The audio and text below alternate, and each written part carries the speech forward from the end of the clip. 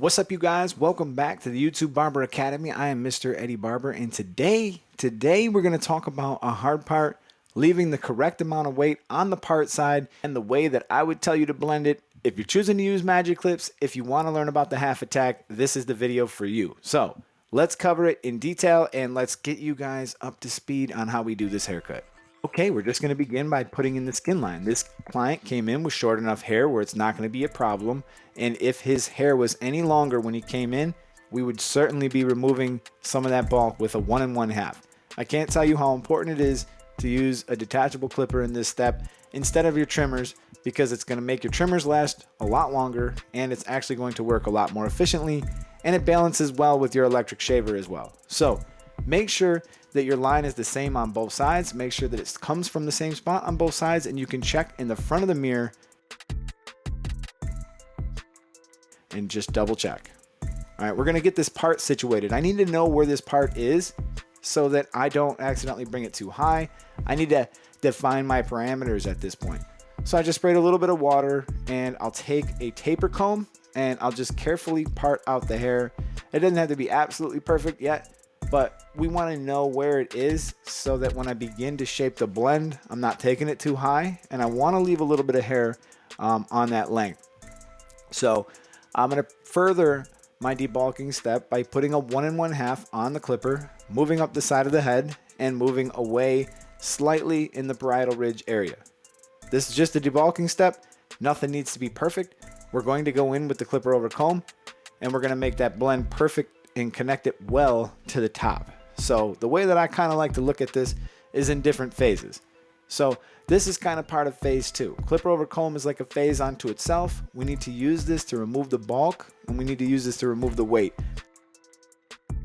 I'm not going to go too detailed into it in this particular haircut. However, I have several tutorials on this. We talked about it on the live, and we have a video on this that can really help to iron out whatever you might be struggling with clipper over comb.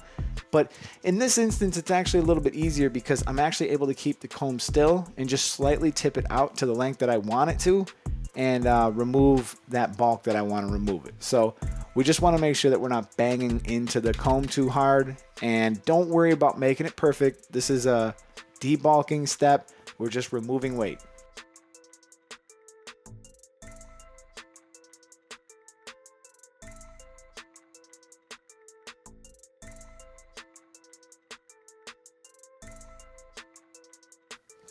And if anybody noticed, Ant Barber's videos, they always had some fire beats. So I reached out to him. I was like, yo, where you getting them beats from?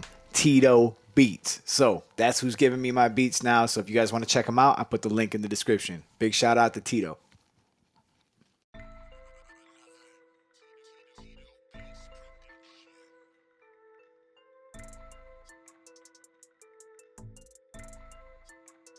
Be careful around the crown. You might not want to cut too much. You just want to make sure that you leave it so that it can lay properly. Some people, the crown, you got to take it all the way down. But another important step too is to just clean your client off, spray him off, and make sure that you have all the hairs eliminated. So this is why I'm going to go back in with my Gamma Absolute Hitter, and I'm going to remove any hair around the ear before I begin the skin process. So now just to recap here, clipper over comb portion we've done, and we just want to move up towards that line and flick away.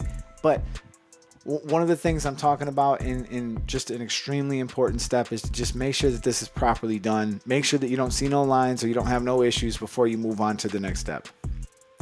Okay, now just to soften up some of that area that I did my clipper over comb with, I'm going to go in with some texturizing shears. It is just so important that you have a pair of these.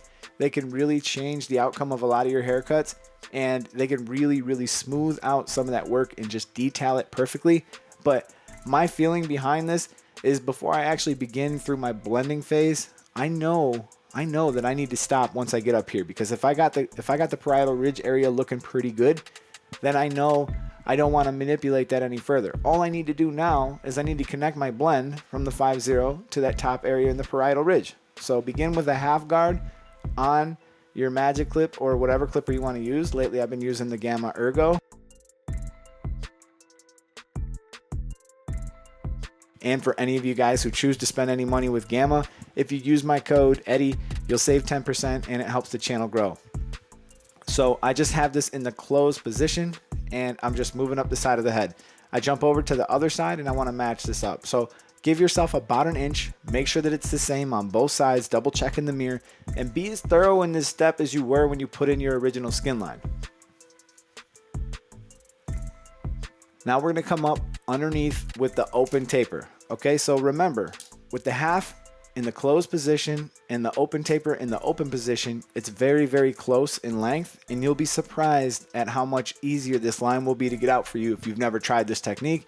And I'll begin with it all the way open, coming up about where I left off that line, and I'll click it and stay a little bit lower, and I'm going to travel slightly angling the clipper, a lot of times only putting down one corner and holding it flat and flush up against the head until I've moved all the way down through all the notches. If you have one of these clippers that has the notches, the Gamma Ergo will be released in June, and it has these notches, and it just makes it easier for me to explain it to you. However, it is not necessary. You can use any clipper to do this.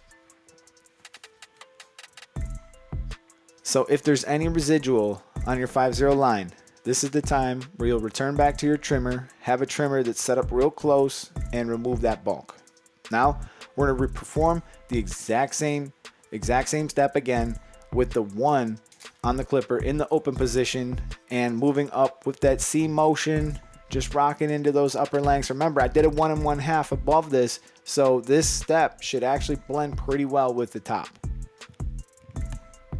And then as I go, I'm going to gradually begin clicking it and moving down, little by little moving down.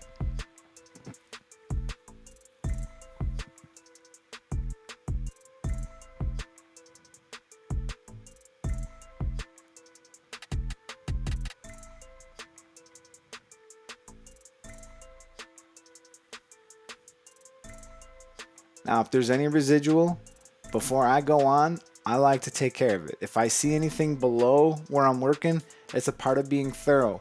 I want to return back to those areas, knock them out, clean them up, and make sure that everything is moving well. So I'll go back to the half guard now.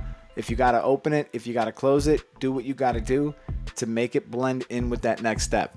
This is a place where a lot of people get lost. A lot of people have this issue where they're jumping around too much and they're moving on beyond steps when they should be still working on the steps prior to that. So if you try the next step and you realize, hey, the last step wasn't complete, go back and finish off that last step. Make sure that it looks smooth. So I did it with the 1 open, 1 closed. I had to go back to the half a little bit, and I trapped the fade in between there, in between the 1 1/2, the 1 and the half guard. Now I'm going to return back in there with my texturizing shears. Like I told you, this is a huge advantage to anybody who uses these. Understand that you can leave a little bit of weight behind. You can make some mistakes with the clippers, and you can finish them and make it perfect with that. So I like to tip my client towards me. I actually sprayed them with a little bit of hairspray. It makes it just a little bit easier for any trimmers to just cut. It holds the hair in place, and I'm just going to tap that line in there because these Gamma Absolute hitters, they put together a nice line, and they're one of my favorite trimmers to use. So remember, there's 2 sides to the hard part. So we put it in that way, and we'll flip it upside down, mess up my camera's white balance, and we'll hit it up going the opposite way.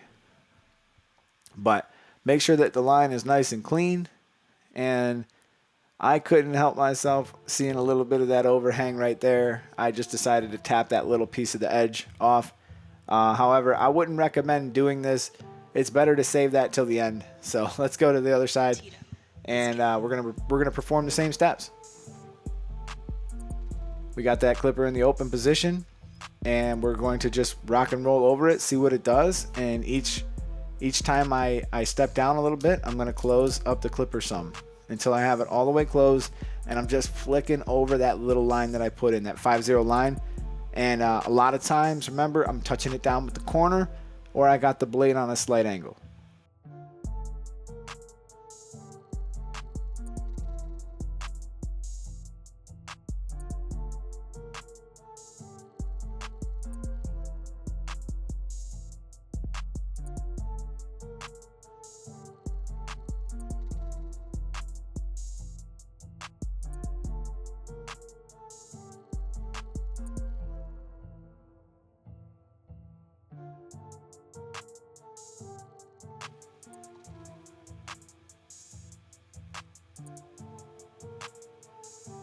So as you guys can see, the line is beginning to go away, and let's pause this for a second. Okay, you guys, the truth is there's really only a handful of areas you could be going wrong. The biggest problem, obviously, is keeping the clipper flat and anchored to the head. One of the things I see a lot of new students do is they do like this kind of thing, where they're like hopping off of the head. That just doesn't work.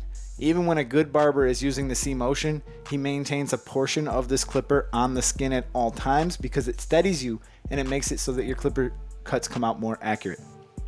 The second problem that you might have is you might not understand how your steps work together.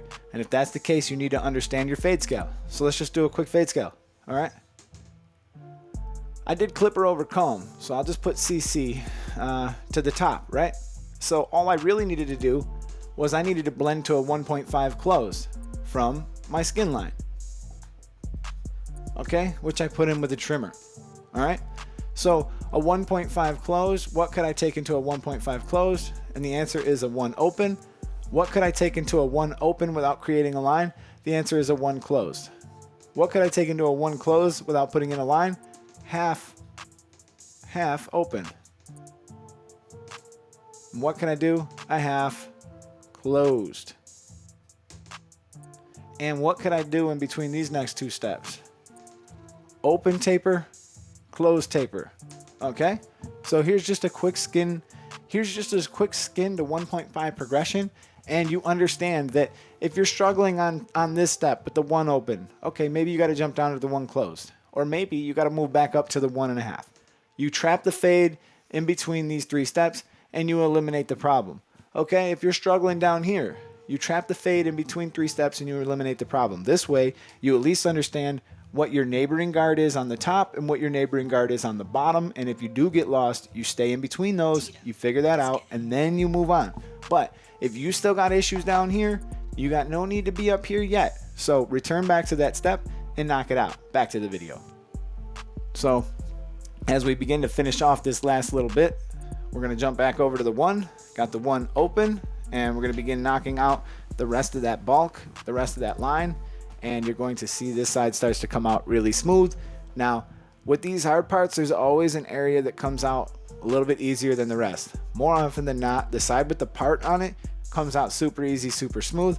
A lot of barbers run it all the way up to the part. A lot of times that's up to the customer. But if you choose to lose weight, leave weight on that side, it's going to be a little bit more difficult. So generally speaking, the opposite side of a hard part is usually the harder side, because we actually have a lot more hair that we're trying to blend it into.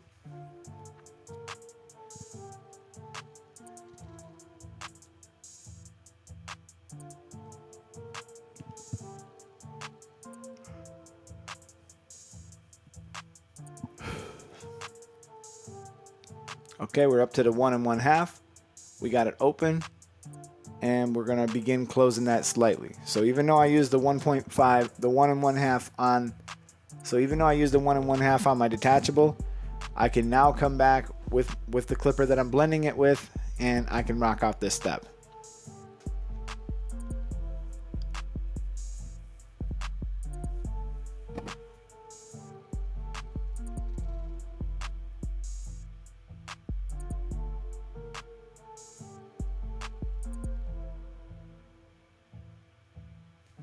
And again, trap that fade, jump back a step if you have to, jump back 2 steps if you have to.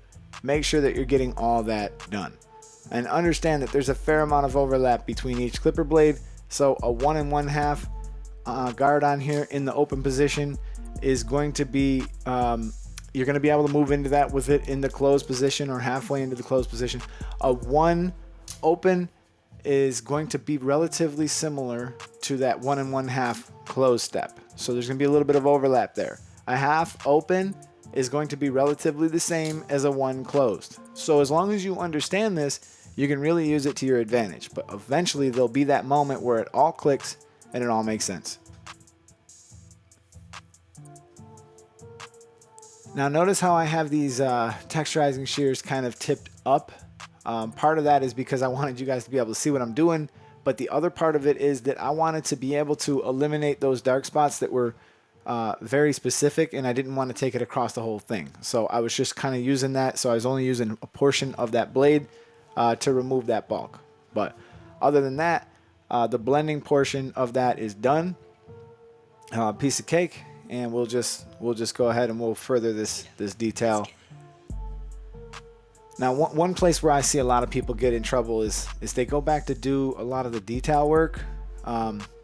They have a lot of cleanup work, and they go a little bit overboard. So don't rush at this point. You're almost done. The way I like to do the eyebrows is with a backhand stroke.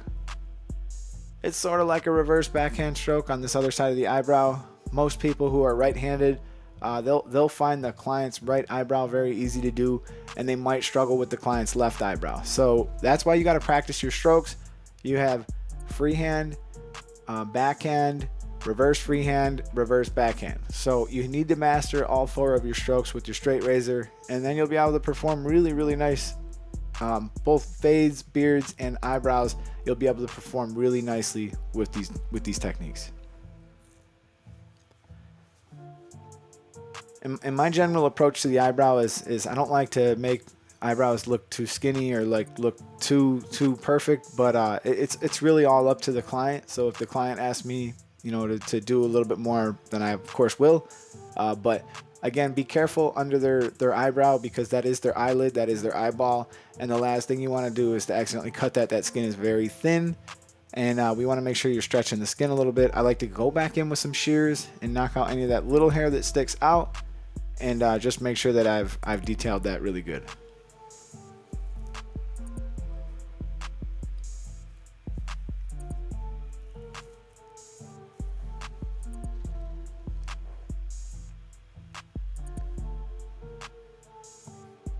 This left eyebrow, you're going to find it a lot easier to clean up underneath the left eyebrow, because you're able to come like directly against the grain in most cases. It's that right eyebrow that'll give you trouble under the lid if you're not careful.